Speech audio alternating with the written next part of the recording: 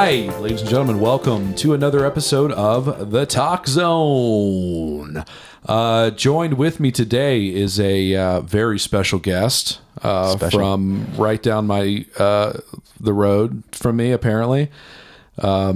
He's someone that I met doing improv comedy, a fellow student of the craft, of the art, a fellow, I don't know if you'd necessarily be a thespian, but I can be if you want me to. You go both ways in theory? Yes. Okay.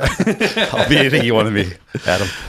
Ladies and gentlemen, Casey Boggs. Hello. Did I say that right? That's right. Okay. I like the emphasis on Boggs. It's a fun last name. Yeah. Are you, so you said earlier that you're not actually from Kentucky. You guys moved here 2.5 years ago? That's right. Where are you from? We recently moved from Portland, Oregon. Oh, wow. Yeah. Okay. Natural transition from Portland, Oregon to Louisville. You probably heard that story before a million times. Oh, yeah. The old classic Oregon to Oregon Trail. The reverse Oregon Trail. Oh, yeah. Okay, I get it now. Yeah. Sorry. It's a little obscure. Okay. So you're from Portland, and then you said West Coast. I was thinking California. Yeah. So I lived in California for over 20 years. Okay. So in southern part, yeah, and then later on northern part. So my parents divorced way back when, and my mom said, "Screw it, I'm moving to Santa Barbara, California." Okay. Or I had a choice of staying in Peoria, Illinois, which is where I'm originally from. Oh, it's your okay. Yeah, gotcha. but then Sorry, she I said, insulted that immediately. I was like, "Oh God, Illinois, what? Why? Who?" And then she gave me the choice of saying, "Hey, you want to stay in Peoria? Yeah, or go to Santa Barbara?" And the choices. It was an easy one, right? Yeah, it was beaches there. That's right. So then moved there and spent some time in my high school, my college years, undergrad in Long Beach, California. Okay. And spent some time in LA, and then moved up after college to San Francisco. Really? Yeah. So spent the fun 20 years in San Francisco. So. Woohoo. Dude, you're already tickling me right now. This is already exactly why I wanted you on, because like you have this in class, you just have this vibe. A vibe. You have this vibe of like, first of all, you have a radio entertainer like look about you and sound. Really? All right. You do. Have you done any like acting or anything? Or no, it's a little bit ad lib, obviously, but for the most part, never done any really formal acting of any sorts. Really? Okay. Yeah.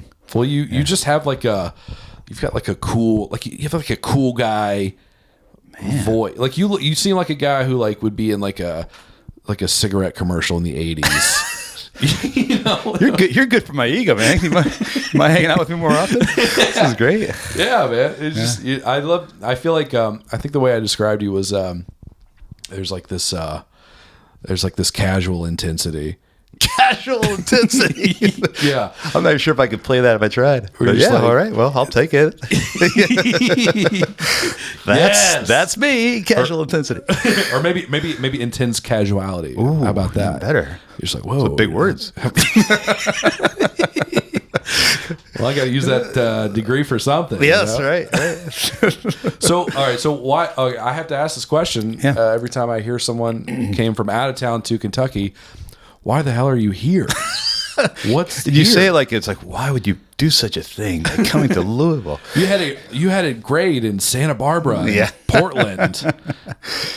Well, I don't want to bore your listeners, but for the most part, we were looking for a new home when we were in Portland, Oregon. Yes. We were there for 17 years. Oh, wow. Okay. We being my wife of now 23 years. Oh, wow. And then I have twins, boy and girl. Okay. Twins. And so they're 8th grade. 8th grade. Was so that Adam, like 13? Yeah. 14? Okay. So, we thought that might be a good time to leave. 8th grade, the freshman year is this funky time anyway. So might as well really screw them and move cross country. Hey, those friends you've spent your whole life with? That's right.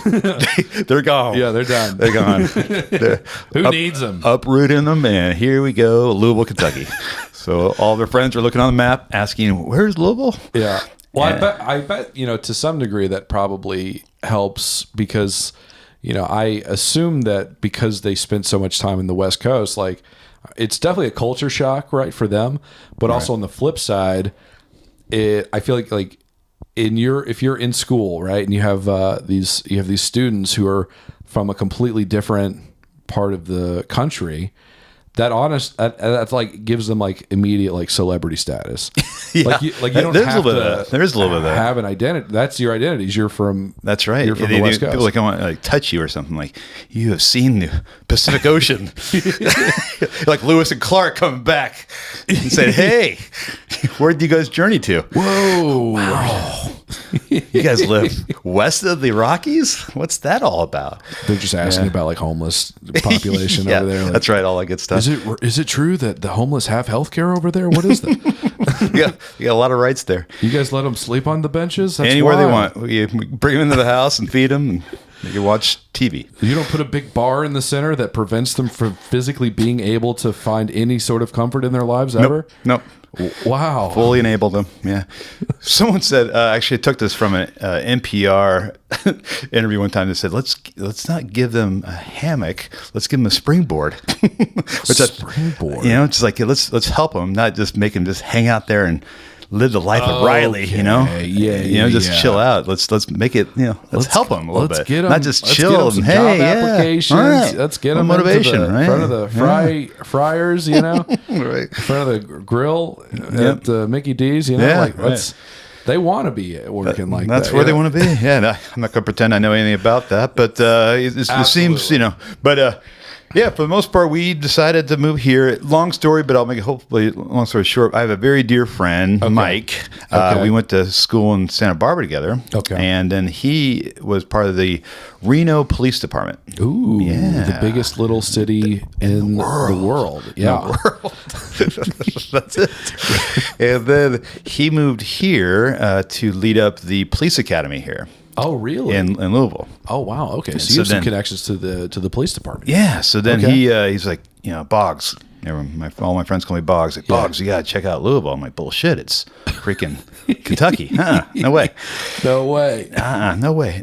But then Adam, I had a couple for my work. I had to travel here, right? And so one time, because I know literally nothing about you. I don't know what you do for a living. Right. And I hope I'm not boring the crap out of your listeners right now. No, I think this is what we want. Cool. Yeah. So we decided, or I decided, just to take a look at different places to live, because we really did want to get out of Portland, right? Okay. Yeah. And then Louisville got on our map because of my friend Mike, and then just I don't know, a big word like serendipity or something. I had to speak at a gig here in Louisville. Okay. And then about 6 months later in beautiful French Lick, Indiana. Yeah. Which is not too far away, right? I've heard of French Lick. Mm-hmm. Land of Larry Bird. Is that right? It is. I did not know Larry Bird was from French Lick. That's right. It seems erotic too, like French Lick, Indiana. Oh, yeah. That's definitely the joke. When I got there, I was ready, but boy, and it underwhelmed. You're like, oh, it's just like a creek or something? Yeah. That's right.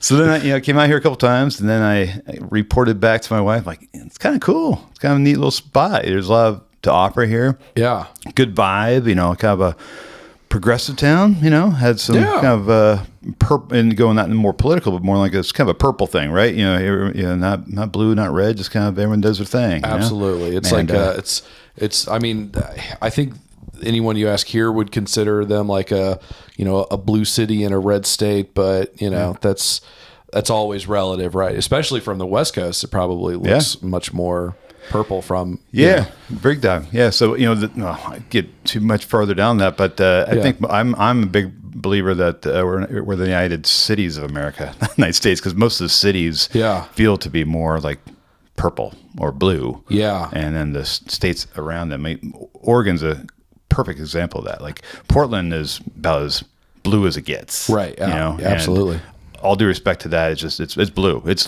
definitely left leaning, right? Yeah. But the rest of the state, oh my gosh, it's fully red. It's just Portland is just so massive. It just kind of outweighs. Same is true with Seattle. Seattle is like very blue, but the rest of the state of Washington very red. That's sort of interesting because you think about like I feel like there's this maybe misconception that like only the South have like working class conservative. I feel like that culture sort of owns that demographic, but like it's really just wherever there are rural areas. And guess what? That's most of the United States. It is. A lot of land in this United States, right? Yeah, absolutely. Right. Yeah. So it's just an observation. But yeah, we liked it, the vibe a little bit. It was tough to convince, 15-year-old kids to come to. Oh, yeah. How do you even have that conversation? Is it like you're doing it, or is Well, they got the hint that we were looking, right? Okay. And then we looked at other places in Oregon, looked at other places in California. Expense and other things kind of played a role in all that. Yeah. And, well, sure, it's way cheaper here. It is a lot cheaper here, right? Yeah. And a pretty cool vibe. And I know people seem to be really super nice when we made that choice. And that was, attractive to us. Yeah. Right. And since being here, Adam, and I'm wholeheartedly saying this because I got really involved in the community since I've been here. And people are just damn good. I mean, they're nice folk. Yeah, and they really are. I mean, and then I joined this men's group called F3, and then we work out and just kind of do cool things together. And F3, that sounds really familiar. Yeah, it's fitness, fellowship, and faith. Okay. And so we meet in different locations. One person leads it. It's free. Okay. It's peer-to-peer, but I only bring it up. It's just because it's a good place to meet people. I'm 52 years old. Okay. And so I wasn't going to ask, but I'm going to give it to your listeners. I'm going to raise the bar on you here. Raise the bar, raise the age. Questions. I am not even. I'm pretty transparent. But you come into a new city. You don't look a day over 44, so just so you know. Yeah. Boy, you were just man. Oh my God! Right. I'll slip you a 20 after this, man. All this charm, you're helping my ego. Yeah, so we met some good folk here, and the vibe is pretty awesome. And just meeting folks like you, and the 502 crew, and I don't think are they called the 502 crew? Improv 502. Yeah, absolutely. I think we should call ourselves that 502 crew. I think it's fun. Oh yeah, no doubt. It's because you kind of feel like you're, we're doing improv, but it also kind of feels like you're maybe like a unit in the Air Force or something. Yes, 502 crew. Yes, you're about to like fly some jets in formation or something. We need a handshake too. Something cool. I don't know how you could maybe make 50. Right. If nothing else, maybe during our next class we have to think about getting all the same tattoo, or I don't know. Yeah, I think that would be cool. Just throwing ideas. Well, the logo now is it's a fleur de lis, which is that's one of the primary symbols of Louisville. Yes. Yeah. So yeah, for sure. We could just do that, but like we could kind of make it like in the shape of 502.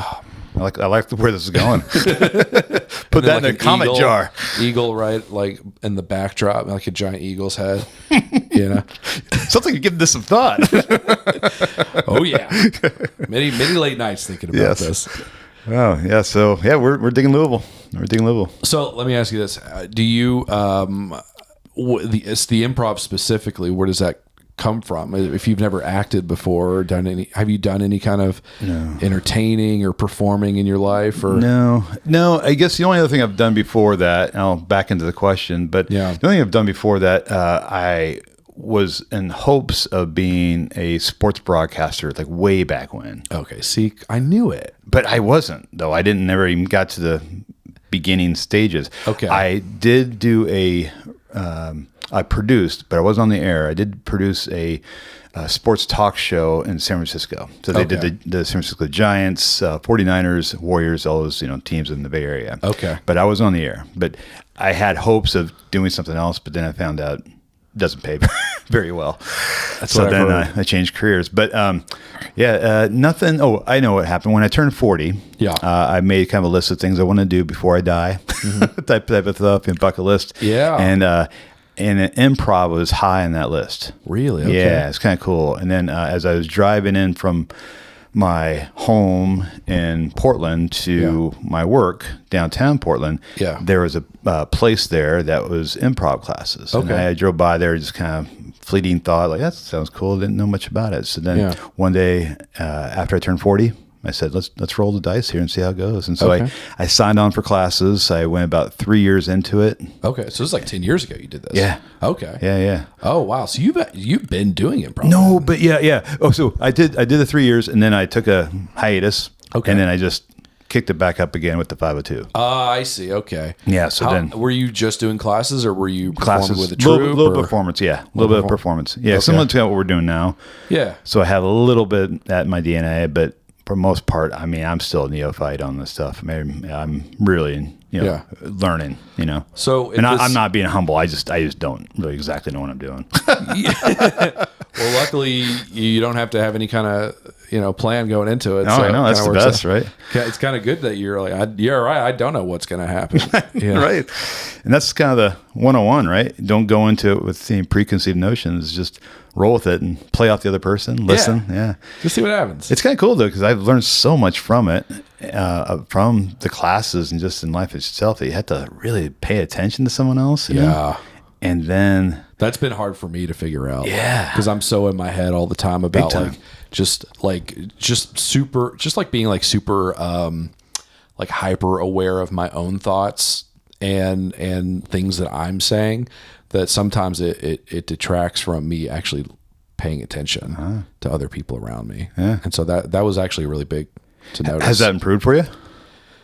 Yeah, I think so. Yeah. I mean, to a certain degree, I mean, you seem good. I mean, you really do really outstanding at it. And I know you probably heard that before, but I went and took the one, level 2 with you. Yeah. But you have it. You have that natural stage presence to it all, but we can't probably see what's the bubbles in your head, the shit that's going on, right? But you are really good at it. There was a moment when in one of our practices where I felt the gentle pull of being dragged around the stage by our instructors, and I reached out after. I was like, "Am I like not being aware enough about my presence on the stage in relation to the other performers?" Just like, just trying to be like, no, you're, I'm like pulling for like, no, you're fine. Yeah, no, you're doing a great job. And they're like, no, yeah, you need to work on that. It's you're just kind of loafing around up there waiting for somebody what to you tell doing? You where to go. Yeah, you should be more aware of where you are on the stage. And I'm like, okay, cool. Yeah, I can do that. Yeah, so now it's my turn to blow sunshine up your ass, but I do appreciate, because like when you watch other people and you kind of can get the presence, there's about 2, 3, 4 people on the stage. Yeah. And Adam, you are one of the people you kind of, what's he going to do now? No. Yeah, no doubt. Really? And again, it's just like kind of like, it's been fun to kind of watch. I do have to give it up to one of your other guests, though. Okay. Ross. Yeah. Damn. I mean, he's so fun, right? Money. Yeah. But you two, I'm not blowing anyone else in the class, because I love everyone else, but just there's a presence you have that you're naturally looking. I think what's in the word watchable. You're watchable. Watchable. That's interesting. Okay. Yeah. That's a good thing. Yeah. Well, thank you. I appreciate that. And I think that's kind of what I was getting at earlier with you. Which is why we're both on radio right now. That's how watchable we are. We're watchable. We're listenable. And come watch us talk to each other. Yeah. I mean, Jesus. I think for me, it's just, I think I've absorbed so many different comedians throughout my life here on Earth, and I just. I think I feel like I'm just like a sponge of like little itty bitty pieces of different comedians here and there, to where like it kind of looks it's its own personality, but really it isn't. It's just. Can I ask you a question? Yeah. So if you had to pick 3 comedians, not your favorite, but 3 comedians, like that is I steal that person's personality a lot. I steal that person's personality, or that person's steal is a tough word, but I take from them, that's when I say something that sounds like XYZ, or I can almost feel the vibe of that comedian. There's 3, not 1, but 3 that kind of come to mind when it kind of shapes a bit of that personality. Yeah. For the comedy side. They're not going to be good answers. There's no wrong answer. They're going to be, well, I mean, yeah, I think for me, it's like the big thing is just like, just like the appearance of authenticity, It's like, I'm not big on comedians who like it feels like they're performing, like I like it when they can just be on stage and they seem like they're themselves, and there's just like being what they would be if they were just hanging out with other people. Very natural. Yeah. And so if I were to take someone, I hate to say it, but I mean, a lot of it comes from Louis C.K. Okay. Yeah. You know, which like, you hate to say it because he's controversial. Correct. Okay. Because he's still damn funny. He's very funny. Yeah. I mean, honestly, like really one of the best in the game. And then probably Larry David as well. Just like that very dry, just sort of being like ridiculously, we'll say nitpicky about social situations. And it's like, no, it's really not about the situations themselves. He's just very anxious and is just like over analyzing all of the time. Right. You know, so like that's definitely one that I resonate with. Imagine crawling that guy's head at any given time. No, I mean, you'd get lost immediately. Dark, weird And place it's probably to be. just his like, it's 90% probably just like his Jewish mother, just criticizing, like, Larry, why did you take out the garbage? That's definitely where it came from. So Larry David, Lucy Kay, and then I more recently there's this guy named Shane Gillis. I'm a big fan of, and he's the only thing I don't love about him is a lot of his notoriety comes from his ability to do a fantastic Trump impression. Oh, like nice. It's like scary how good and hilarious it. Like he's really captured the essence of like what makes that guy a joke and repeats words and stuff like that, or the little mannerisms of that Trump has. And yes, absolutely. I have to send you some of his stuff. Please do. He's got some really fun observations about that guy.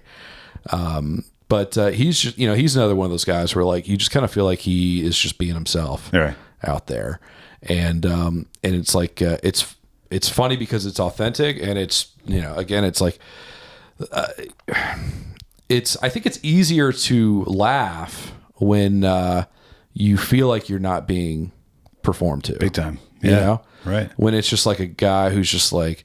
It's like in high school, we're all just we're just trying to kill time until the bell rings. Yeah. Teachers love to hear that. It's like we're trying to kill time until the bell of life rings. Well, you got deep all of a sudden. All right, till the bell of life rings. Until the big bell in the sky. Ding dong. Was that like a Pink Floyd lyric? Yeah, probably somewhere in there. All right, so that's where that comes from. Well, I got to see you perform sometime.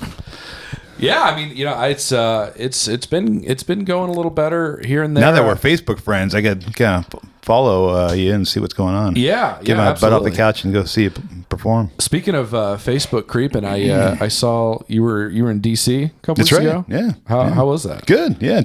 Took the kiddos. Yeah. They're now 16 years old. Okay. And giving some consideration to colleges. Okay. So, checking out different schools, East Coast, West Coast, wherever. And so we decided, let's fly up to DC. It's only about an hour and a half flight from Louisville to there. So let's go have a good time. And then, so we checked out Georgetown, George Washington, American, and Maryland University. So just kind of Oh, wow. So you just hit all the spots. Yeah. And it's pretty cool because most of these campuses have, free walkthroughs and, tell you what, you need to have grade wise and what's required and what the bachelor degrees are or whatever. So, went some time up there and enjoyed the hell of it. Yeah. Have you been to DC before? I have. Okay. Yeah, a lot of time for work and whatnot, but it's cool vibe. I've never been. Was it right? I think I had an opportunity in high school. Hour and a half for like a class trip. Get yourself over there. Yeah, is it that fun? Oh, it's easy. Really? Yeah. I mean, I assume I think there's a part of it, it's like, it's just a bunch of monuments. Like, what's there to really? But I also hear there's good food there too. Yeah, you nailed it. Really good food. So when we went there, my kids like good food. Yeah. Not like expensive food, just like, hey, let's check out a cool crepe place or something like that, or let's go check out an Indian restaurant or sushi or something like that. So a good food there, good vibe, and then it's got this dynamic of Capitol Hill, obviously there's a feel, the government feels there. There's no doubt about the mall. But then on the other side, in Arlington, there's always Fortune 500 companies, so it has a different feel and vibe there, but all within this kind of triage of, location right there. So it's worthwhile. It's pretty easy to get around. Oh yeah, big time. Man, you can take the metro. You don't have to rent a car. Just get there and then see where the day takes you. Okay. Yeah. So I like to travel. I like to travel a lot. Yeah. Would you consider that a hobby? Oh, without a doubt. It's passion. Passion? Without a doubt. I spend all my hard-earned money on travel. Have you been a lot of different countries then? Mm-hmm. Yep. Okay. Do you know how many you've been to? I do. And the only reason I do, because I recently counted. Okay. And it was 33. 33. Okay, that's pretty good. And, not crazy, but I've been to 49 of the 50 states. Oh, wow. Okay. Delaware, I'm coming after you next. I love how it's not like Alaska. It's not the most difficult one to reach. It's the one that's probably the least interesting, really. Yeah, it's kind of weird. It's like, hey, everyone, let's take a spring break to Delaware. I really have no idea when I'm going to go there. Leaves change. Yeah, I mean, I imagine Delaware is a great state. I'm not going to poo-poo it, and I've told people that's my last one. Really, I don't know yet, but it'd be a weird part, because it's not fly-inable from Louisville. It's maybe driving. So, anyways. I'm coming after you, Delaware. Now, let me ask you this. As someone who has probably been in a lot of airports, where does SDF, where do they rank on the airports? Ooh, yeah. I feel like it's probably middle of the road, is my guess. You nailed it. Really? Middle of the road. Okay. Yeah. Doesn't curl my toes. There's nothing too much to it. Yeah. But it's not like, whoa. Okay. And I would say that's because of maybe the culinary options you have there, right? There's not much going on. I mean, when you have what else do you need? You got KFC. That's right. What else is there? That's right. What are you talking about? I think you're looking good. Get you one of them famous balls. Yes, that's right. Even worse though, it's before the security checkpoint. So if you have to go get the chicken, and then go through TSA, which would be weird to put that through the screen, and I'm not sure if that's even allowed. Yeah. But you think you would have a KFC like inside where the gates are. But yeah, you would think so. That's I'll put really that bizarre. in a comment. Is that now? Are there any food places? I think there's a Chili's, right? Once you get past security, there's a Chili's. Okay. I think I'm kind of agreeing with you. Yeah, I think there's a Chili's.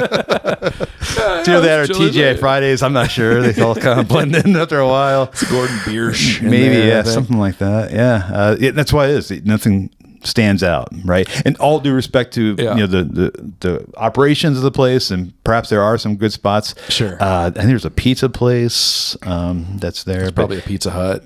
Pizza Hut, because it's the Yum brands. You think, you would think that, or at KFC. I love thinking about the fact that the KFC is before security. I feel like there's some audaciousness there for Louisville to be like, well, people, they come from out of town. What's the first thing they want to do? Get some KFC. Yeah, for sure. Right. So you arrive here, you get past security, and then we get some KFC on our way to our hotel. Yeah. That's why you're just picking up your luggage from carousel, getting to your Uber, and then you are finger looking good. Yeah. Talking to Uber driver, I got a bucket. You want? You want a little something? Yeah, he's got this. I won't tip you, but I will give you even more tempting. I don't know if you remember, but even more tempting at the KFC, they had this. Colonel Sanders there. He's sitting on a bench. I think he has his arm off the bench, so you can go snuggle up with the Colonel and just take a photo of him. Like nothing says, "Hey, I just arrived to Louisville," with a nice token photo of the Colonel and you. I mean, I wouldn't even. I feel like I'd be like, that's my list. I can. That's it. Check it out of here now. Why even go anywhere else? All I came here for was to see the Colonel. Get the Colonel. I'm out of here. Did you know that? And I actually just recently learned this because one of my buddies, Nick, who's in Extra Crispy Improv. He was just recently made a Kentucky Colonel. Yes. And that can just happen. You can just happen. Yeah. Isn't that wild? Yeah. My friend Mike, who I referenced earlier, he did that, and he got a badge of honor. Really? I think he put it on his LinkedIn or something. No. It comes with like a goatee. Yes. Like a free goatee set. That's right. You are now a Colonel. So let me ask you this. So you are, you have a friend Mike, who's is he still yes. there? Mm-hmm. Okay. Yep. What do you do? Are you You don't work for the police department, do you? I do not. I do not. My profession is public relations. Public relations. Public relations. Okay. And so I own kind of a public relations risk coming onto the show today. It is. I was I was rolling dice. This could be bad if it doesn't turn out well. Might have to ask you to kill the tapes. 10, 15 people that might have something to say about. That's right. Like, that guy, he's on your show. Are you sure? You want him there? Yeah, so it's a weird profession. I don't want to bore you to details, but I honestly, like, I work in marketing. Okay. So I feel like public relations, there's some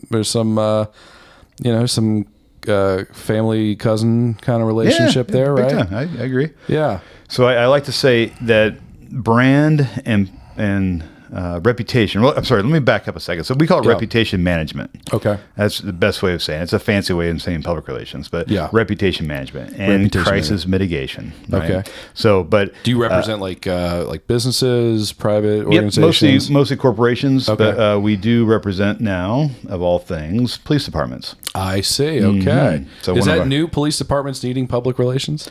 It is. Okay. There's one that's nearby. Has got 4 letters in it. LMPD. That might need some PR, but for the most part, there's just most police departments are having image problems. Sure. Have for quite some time. Yeah. Recruiting problems. Yeah. Recruiting is a very challenging thing for a lot of police departments. Yeah. And just in general, do you trust and like your police officers? Right. That's the challenging thing. These are good, hardworking people, right? Yeah, and, absolutely. It's a noble profession, but yet, it's the one in bad apple or whatever, Right, of course. Things. So anyways, all that being said, they do need PR love from time to time. Yeah. And not just in crisis mode, but playing a little offense, right? Let's get out the goodwill. Let's go part of the community and shake some hands and kiss some babies, that type of thing. Right? So in a way, you're sort of managing their relationship with the community. That's right. Okay. That's right.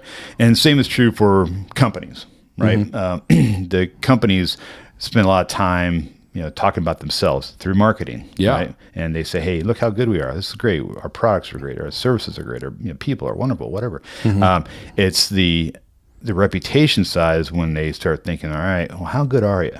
The 5-star reviews on Yelp, or how good is it to work there as an employee, right?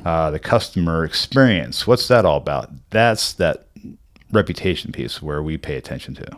So it sounds to me like public relations is more about like it is like marketing to a certain extent, but it's more about managing.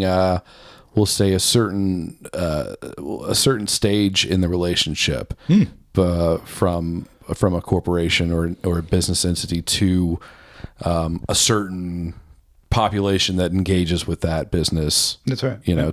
Whereas marketing is more about just getting eyeballs on them, sure, and then getting a very simple, easy to understand snapshot of what they want you to know that they're here for, right? To provide what they can provide you. Whereas this is more about like managing relationships with people who already have a relationship with the company. Yeah, exactly. Okay. Yeah, you got it. I like to also say brand and reputation are related, right? Okay. So brand is what you say about your company, and you should spend a lot of time on that. Marketing, advertising, what's your DNA, who are your people, whatever. Spend some time on that brand. What's your nucleus of what you are as an organization, your vision, your mission, all that good stuff. That's brand. We don't do that. Right. We do reputation. So brand's what you say about yourself, reputation what other people say or don't say about your company. So our discipline is about listening, right? What is it that's being said or not being said, or what differentiates you from your competition? Are there issues historically, others like bad stuff out there that you need to be pay attention to? Or if someone says your company's name, what's the first thing that comes to their mind? That type of thing. We do some more listening. So the whole idea is to put the brand and the reputation kind of look in the mirror of each other, and if they look the same, similar, you're in a good place. But typically there's a disconnect. I see. So the brand is more like, that's like the idealized image. Yes. The reputation is what it is. Exactly. I see what you're saying. Yes. Okay. School's in session. This is cool. Honestly, this is very interesting. This is fascinating stuff. And then the dark side of it all is crisis, right? And so we like to say we enhance the reputation that precedes a company before a crisis defines them, right? So the idea is we can come in and help with crisis management. Yeah, no doubt about it. That's kind of what we're made of. Little background myself: I was a director of PR for AIG back in the day. Okay, during the financial crisis, all different things. Sure. So I learned a bit my chops in crisis management during the 2000, early 2000s. Why does that sound familiar? AIG was kind of too big to fail. Yeah, didn't they get in trouble for some stuff in that? Oh yeah, sure, yeah. And I did it. That was me. I'm kidding. No, that's so funny. In the beginning of the year, and now I regret not finishing it. I was reading this book called the Chicken Shit Club. Oh. It was about like a lot of those financial scandals from the Enron early 2000s sure. era. That era. I want to say there was a chapter on AIG, but I don't remember the details. Might have been. Yeah, it was. So you'll learn a little bit about that, right? But the whole idea is that they became defined by the crisis, right? And a lot of companies do get defined by the crisis, right? So like right now, Washington Post, if I say Washington Post, oh sure, you're starting to think about Jeff Bezos or not taking a stance on something or whatever. Yeah. Washington Post has got losing the subscriber base. Right. But Washington Post has got a historically wonderful tradition, right? The problem with the Watergate, those types of things, right? Yeah. And the reporters that went there, and that was just a high integrity editorial, paper, right? Right. But all of a sudden, within a moment, now it's kind of a question mark, right? And so the whole idea for what we do, reputation management, is to stockpile some goodwill, some positive parts. So when a crisis does happen, not if or when it does happen, when it does happen, they're like, they're still a good company, right? Yeah. And a lot of that happens too with a cyber attack, right? The cyber attack would hit a company. They're not necessarily responsible for that cyber attack. Who would do that to themselves? But then how are they going to respond to that cyber attack? Because if there's a cyber attack on a company, I think the first assumption is that they weren't doing as good of a job as they quote should have been doing to protect your data. That's right. Yeah. When the truth of the matter is just like as someone who works, I've worked as a web developer and I work for a digital marketing agency, and it's like we ourselves have noticed a massive uptick in malicious actors trying to infiltrate our infrastructure, right? And it's like. It's like a rat race, all those guys are are working so hard to find invulnerabilities every single day. And at the end of the day, it's like a numbers game. Like eventually they're going to find one, right? By the way, I really enjoy just saying the word malicious actor. Isn't that fun? I mean, it seems like a really bad Halloween character, a malicious actor. What does that guy look like to you? Is he like wearing face paint, or is he's got definitely have a hoodie on, gray jumpsuit maybe? Yeah, gray jumpsuit. Now I got a better visual. But you know what I'm saying, like malicious actor, because in the world of cyber attacks, the actor in that kind of term came up. Like it's so cool to say. It really is. What is that? A malicious actor? It's like a bad guy in a movie or something. Like, go get that malicious actor. I don't know. Well, that's what that's one of the we'll say fun things about like marketing for technology companies is because it's so like the actual nuts and bolts of what most tech companies do are so abstract. Like you have to make up all these words that like people are like, oh, what do you guys like you hear I loved if someone is getting a lot of spam on a website form, I love to write back, we've taken some security measures to further harden the integrity of the site, and it's like I literally just toggled like honeypot as a setting on the form. I just click a checkbox to make it more secure, quote unquote. Harden. That's why harden. Yeah, that's what we did to harden. It's so fun. Yes, malicious actors. Well, would it be okay if I keep asking about the PR stuff? Because I'm very intrigued by it. Sure, yeah. So, do you? It sounds to me like there's a good amount of. I don't think outreach is the word I'm looking for, although it sounds like that is part of it. But like how do you know when it's time to do you do a lot of like research, I guess, like research as far as like trying to like just like polling, just like trying to get it, like how do you find out what people think of a company? No, it's very we like to 3-step process here for most of the clients that we work with, not always, but just as one part is we assess, we plan, and we support, right? And so the assessment is a big word, but the assessment aspect is that we want to do an MRI of their reputation. Yeah. And so what an MRI is, when you go in there, you do a little scan of the situation. So how is it that you are... so you say you have a good reputation or a bad reputation. Who knows? Who says, so what, right? So what we do is assess, and we will do focus groups. We'll do surveys. Okay. We'll do one-on-one, Q&As with executives, staff, to customers, their kind of broader audience, public. We'll ask media, what they think about the company or their competition. Yeah. We'll go online. Social media is obviously a whole mess of things to review. Right. So our whole campaigns depending on what they need, we go a data. little bit further. We look at their own, their marketing materials. They look at their websites. We just assess what it is that they say about themselves, what it is that the other people say, and then we put them together and say, all right.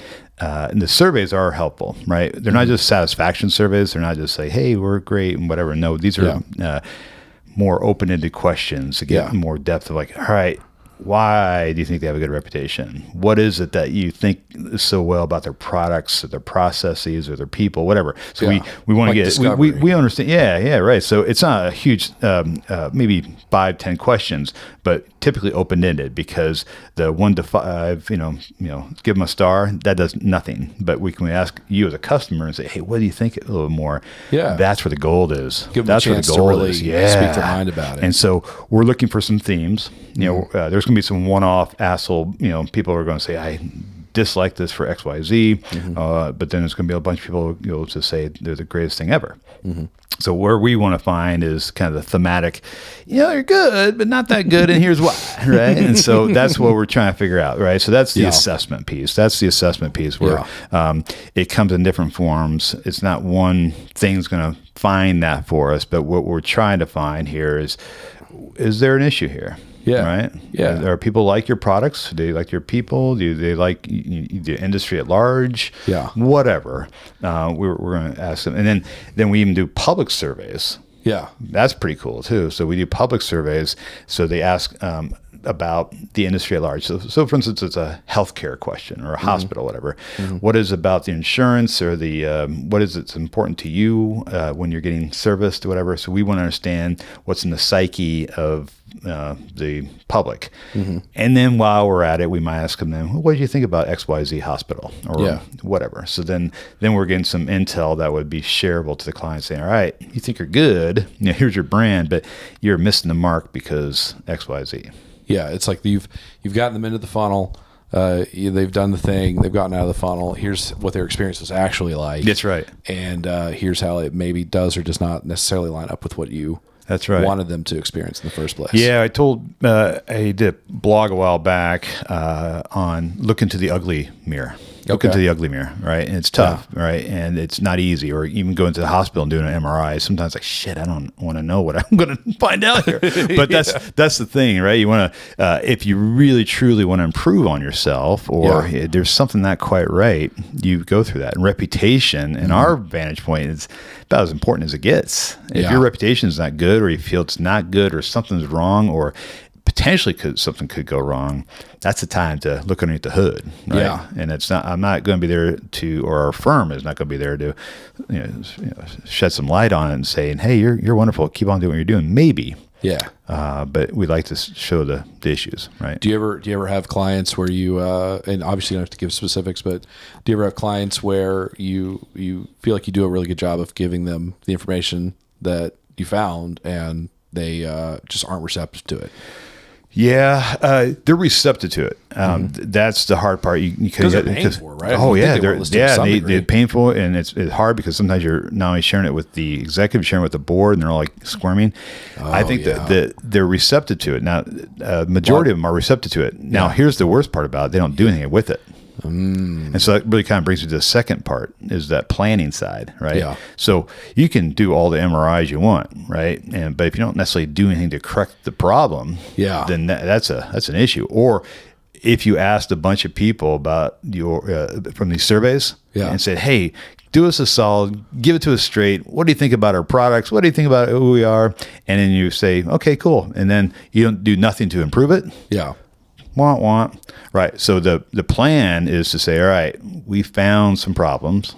We have found some opportunities, but we found some problems we need to shore up, and here's what we should do to make that better. Yeah. Right. So that's where part of your relationship is coming up with that plan. That's it. Exactly.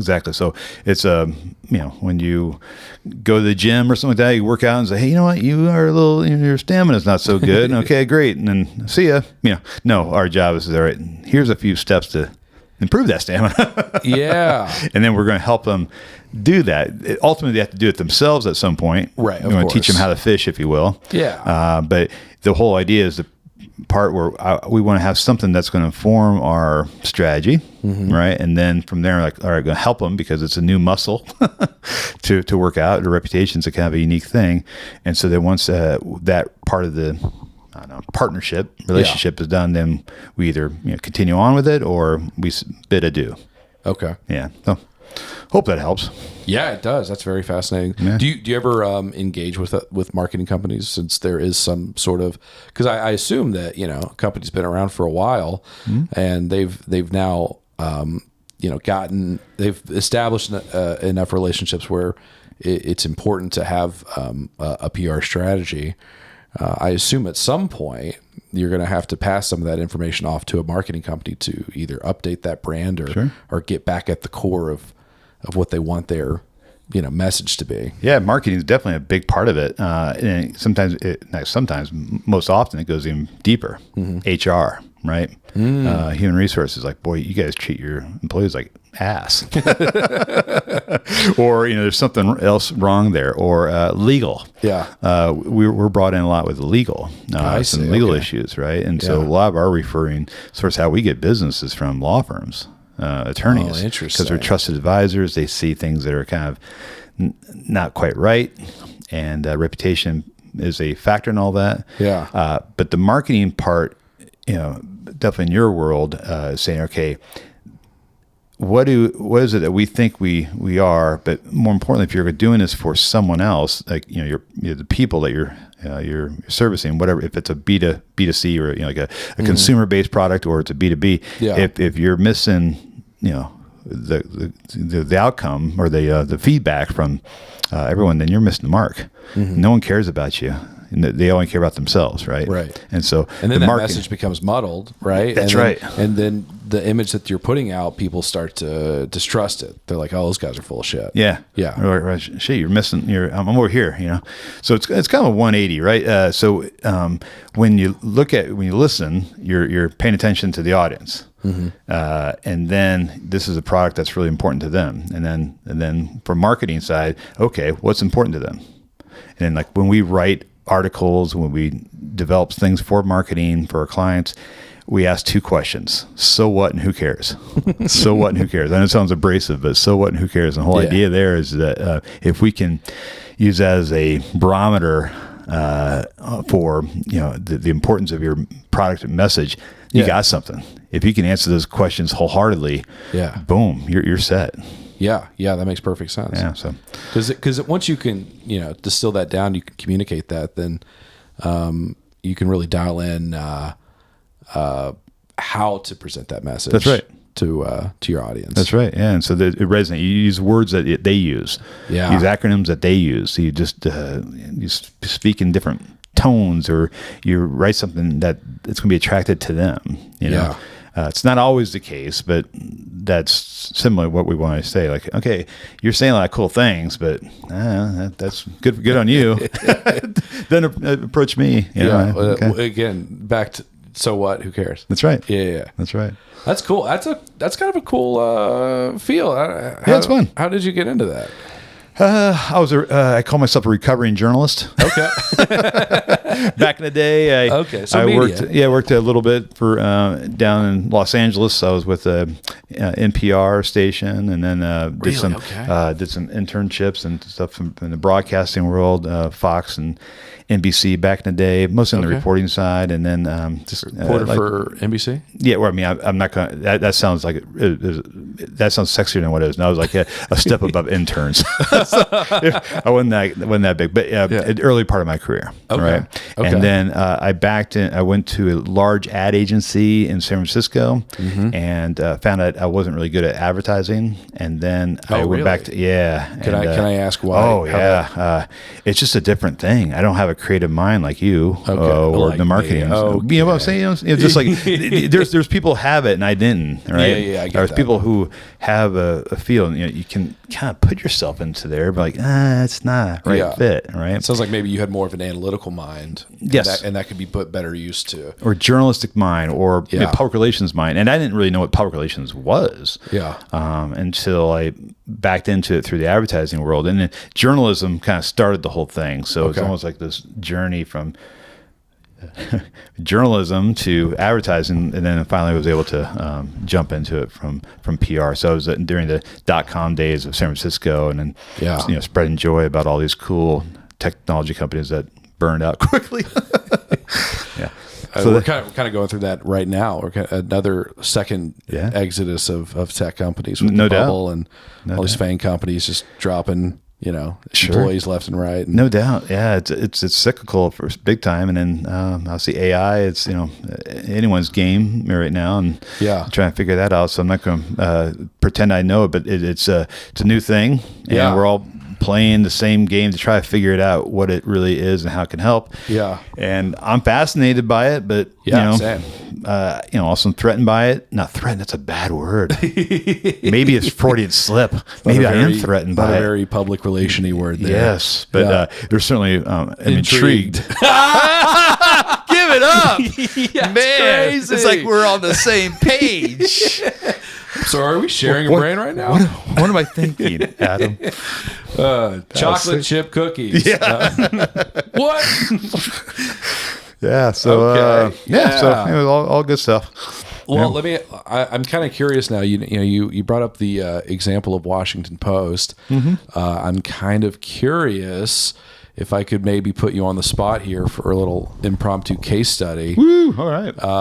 And we could do Washington Post. We could do maybe like a Facebook, a Meta, or something like that. Say you are. Well, actually, let's do this. Because it might be a little bit more vague if we go this way. So Facebook, right? Like that's a huge. Meta. That's a huge, gigantic company. With that is really turned into just this big amorphous blob of a thing that we know they do Facebook, but they do a bunch of other stuff, but everyone is generally very distrustful of Facebook. Predominantly, yeah. I think so. Right? So like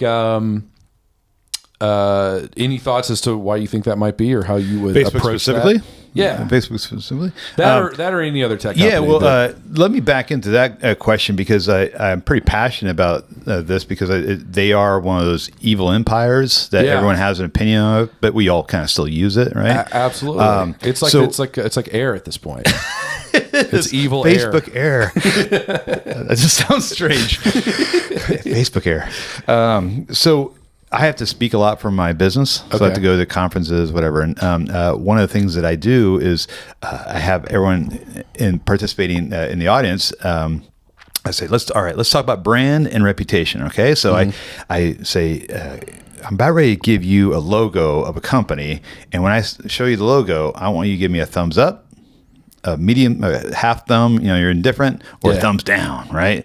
And so I'll throw up 2 or 3, 4 logos, and then everyone has their opinion, right? Yeah. And I'll tell you what the payoff is in just a second. Sure. But so I'll throw up Facebook, right? Yeah. So everyone is predominantly thumbs down, you suck, right? Yeah. I do start out early though. I start out with Chick-fil-A because I don't think anyone dislikes Chick-fil-A, for crying out loud. There's some. I think it depends. It depends on who you're asking. Precisely. Yeah. But that's a good case study, right? So if I say Chick-fil-A, it is actually a really great case study. Yeah. So everyone's like, boom, good food, or depending on how you look at it. If we're judging it on 90% of the product that they provide in the service, and the way they go about their business, I think 100%. Yeah. So it's interesting. I'll share more information about that, but people say, yeah, good food. The service is great. And when you say thank you, they say, my pleasure, and it's just a good experience. So there's a reason why there's a line outside all the time, right? Absolutely. Yeah. However, then there's always the people who are either down or the sideways thumbs on Chick-fil-A because they're going to bring up inevitably how they treat or their values of Christianity and or against trans or the gay community, LGBTQ. Donation of we'll say anti-trans, anti-LGBT. That's right. So that's enough for people to say no, right? And so, sure. And whatever, what's your threshold of pain, right? If you're LGBT community and you're like, freak, I love that chicken.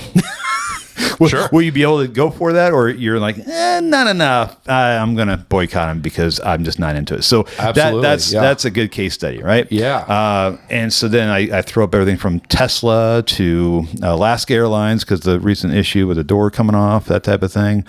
But when it comes to Facebook, backed into the conversation here, but Facebook is one of those things where it's almost as if there's not much positive anymore, right? And not because of Facebook, the company, maybe not, I don't know, but it exists. We still use it. I still use it because I'm an old guy here, right? I have gone to Instagram though, Adam. Okay. Also them. Hip. Yeah. Wait a second. They're owned by the same company? Shit. Son of a gun. Yeah. But you're getting there. You're getting there. Yeah, but Facebook is an interesting dynamic where it's there. It's obviously seen as the perception is it's seen a little bit older, and who's using it. So, but all that being said, it's a negative, but yet it's there. And then I ask people questions, why? Why is it? And so that runs the gamut. So if I ask you, do you like Facebook? Do you give it a thumbs up, Adam, medium thumb, or a half thumb, or thumbs down? I'd probably give it a half thumb. Okay. Yeah, for sure. What's the half thumb? What's coming up for you on that? I think the half thumb it's really more of a it's more of a question mark, because there are things that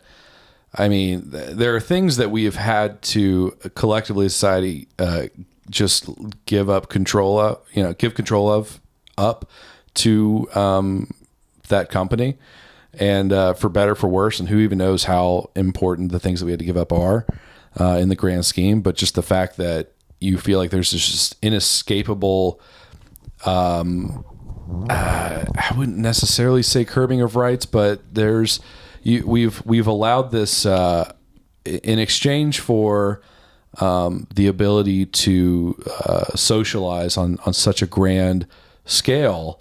We've sort of let them into our homes, right? And they have all this data that they can do pretty much whatever they want with it. Of course.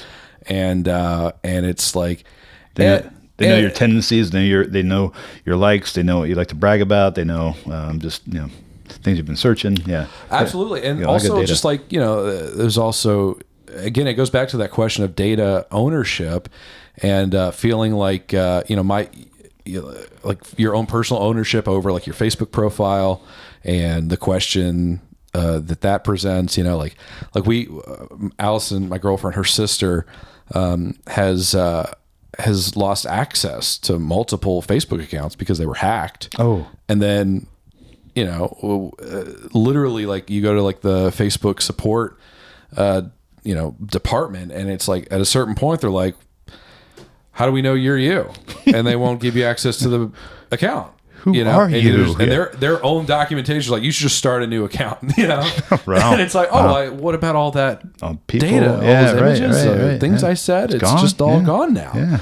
Yeah. And it's like scary to think about, like, something that felt so personal is never actually been yours. Right. You know, and then, but yeah, the big thing is just like, and are they to the data and what they can do and are they at fault for that? And that's the other aspect. And this is more philosophical than our podcast can talk about. But they give us a platform. Facebook gives us a platform to do so, and we, eyes wide open, kind of know what's going on, right? And so it's worth the pain, or whatever their ramifications, I should say, to post something about our family or where we're traveling or the best food you just had at an Indian restaurant. Yeah. But you're posting it on there, but that's you. You're doing that.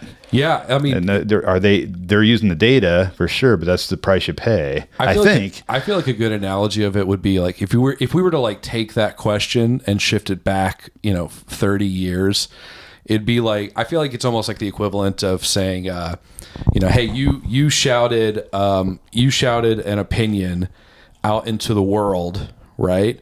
Into like a crowded park. Right. And all of these different people now have a memory of the thing that you said, and they'll take that memory with them wherever they go the rest of their lives. Right. Do you own that memory? Deep thoughts. Like in a way, that's data. It is. Right. That memory that you created for them. Of course. Do you? And you own it in a way where it's referred back to you. Yeah. Yeah. So it really makes you wonder just how, I mean, it really makes you wonder just how, like, if you put something out there in the ether, how much of a right do you have to it? And I think the only reason why it's become such a concern now is because data is that same idea, but it's recorded. Yep. And now it can be manipulated and used to determine trends and buying habits and how to market to you. That's right. And it's a little creepy to think about that stuff. I would like to know if there's some person in the backdrop actually analyzing me to see where they come out. Like, I'm not sure where this guy stands on anything, but he's pretty obsessed with his kids or whatever. That's a funny way to think about that. Like thinking about there's think about me. There's a guy at Facebook and his whole job is watching your trends. Yeah, it's like a guardian angel, but in a weird way, just like. But in a way, it's like a shitty guardian angel because he's just sending you coupons for Five Guys. It's a shitty guardian angel. Yeah, here you go. Here's your Papa John's coupon because it'll sound like you like pizza. I don't know. Yeah, it's like a picture of like Papa John. Like, we're sorry that I said the N-word. Here's a Shackzilla pizza coupon. That's right. It is tempting, though, on Facebook, to chastise them. But I'm like, man, I'm a grown-ass adult. I can not be on this, Yeah. And I gave it up for every Lent season. I give it up for Lent because I'm a Catholic, whatever. Really? For 40 days, 40 nights, just to see if I can do without it. Yeah, I can do without it. I mean, I'm pretty disciplined at this point. Okay. I miss it because I can definitely see where friends are of sorts, or I post on because I travel a lot not because I want to brag, just more like that's what I do. Yeah. So that's kind of the thing. For me, it's just like I'm to blame here. I know what this thing is. It's an engine, that's taking away a lot of my data and my my self-worth. But I do know kind of what it is, right? So I'm not too concerned about it. But are they malicious with it? I hope not, but probably are. Yeah, and then you get the whole other conversation about the political ramifications of like TikTok and another government having access to that data and their own agenda and how they use that data, and it just the more threads you pull in that ball of yarn, the hairier it gets. That's right. Well, I tell you what, man, I think if you're cool with this, I think we're gonna call it here. Sweet. Yeah. This was such a great conversation. I hope so for you. I had so much fun. I mean, I love. Seriously, it's been great to get to know you better. I should, do it over a beer or something next time. Yeah. Oh, absolutely. Yeah. We'll have to go to, Extra Crispy's going to have a show in a couple weeks. Cool. You should come out. Yeah, very good. I was actually going to bring you a bottle of tequila. I'm a tequila aficionado. Oh, is that right? Mm-hmm. Ooh, I like saying the word aficionado because it's like a lot of syllables in one word. So it's like malicious actor in that way. Yeah, and it just sounds like wow, it's a big word. But so maybe we're some margaritas or tequila sometime. I'm all for it. Yeah, sweet. All right, man. I'll see you, and to the audience at home, take care. Adios. See ya.